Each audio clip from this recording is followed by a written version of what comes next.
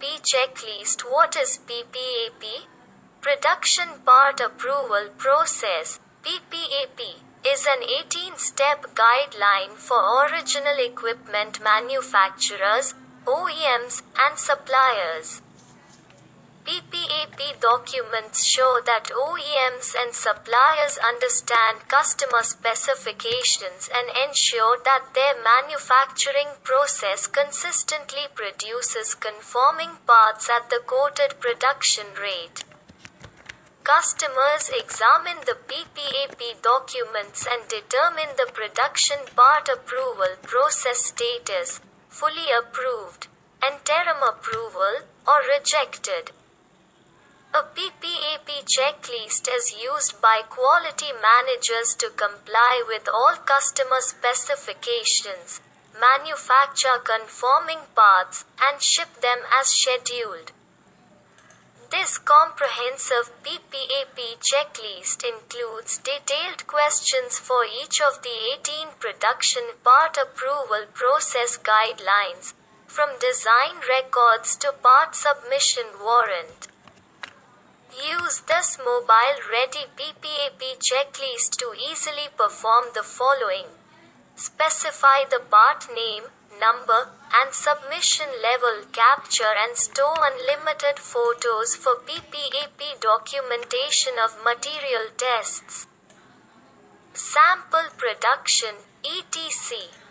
Verify cohesiveness of ppap documents such as process flows, FMEAs, and control plans. Assign corrective actions for non-conformances. Complete the ppap checklist with a digital signature. What is a ppap checklist? A ppap checklist is used by quality managers to easily detect mismatched process flows, FMEAs, and control plans, ensure the complete, accurate, and timely submission of ppap documents such as design records, appearance approval report (R), and initial sample inspection report (ISIR), and gain full approval for production and shipment of parts. This article features how to avoid costly mistakes during the production part approval process. What actions to take after knowing your ppap status. 3 common ppap mistakes and how to avoid them due to the methodical and comprehensive nature of the production part approval process. Quality managers often overlook some customer-specific requirements. When PPAPs get rejected, OEMs and suppliers inevitably waste time and resources to implement corrections for resubmission. Here are 3 common mistakes during the PPAP and how to avoid them. 1. Ineffective communication between supplier and customer. Quality managers should work closely with the PPAP evaluator to provide exactly what the customers are looking for, especially when there are engineering changes and the master sample needs sign-off from both parties.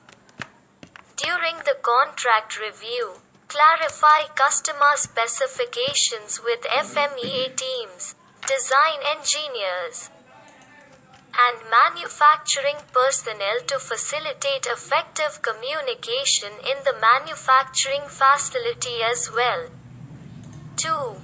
Mismatched process flows, FMEAs, and control plans. There should be a clear link from the design FMEA and process FMEA to the process flow diagram and control plans. Quality managers should consider all known special characteristics and address all high-risk failure modes with executable action plans to accurately demonstrate all manufacturing operations. Handling techniques, inspection steps, and alternate backup processes. Detailed and complete process control plans should be in place and include all print, specification, attribute, and purchase order requirements. 3. Mismanaged ppap documents. Most ppap revisions get rejected because of avoidable clerical shortcomings. Quality managers should provide evidence that the FMEA is a living document.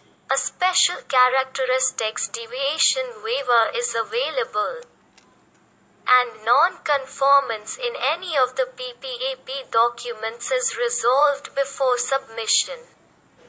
All ppap documents should be legible, updated, and reviewed for completeness. Understanding your ppap status and what to do next. The ppap evaluator may take some time reviewing the ppap documents, but quality managers can use the lead time to create fixtures and adjust a few operating parameters. Upon receipt of the ppap status, here is what OEMs or suppliers should do to move forward. Fully approved. Since the part and its ppap documents have proven that the manufacturing process can consistently produce conforming output, the parts can now be shipped to the customer as scheduled.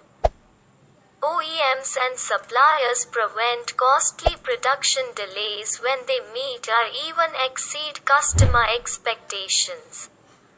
Interim approval. If customers see non-conformance in any of the ppap documents, containment measures should be undertaken by the quality manager. Even when the OEM or supplier is authorized to ship for a defined period of time and or a limited number of parts only. Corrective actions should be implemented and reflected in the resubmission of ppap documents to gain full approval within 90 days. Rejected when the part fails to meet customer-specific requirements or when the ppap shows inconsistencies in the documentation. The OEM or supplier is not authorized to ship the rejected product.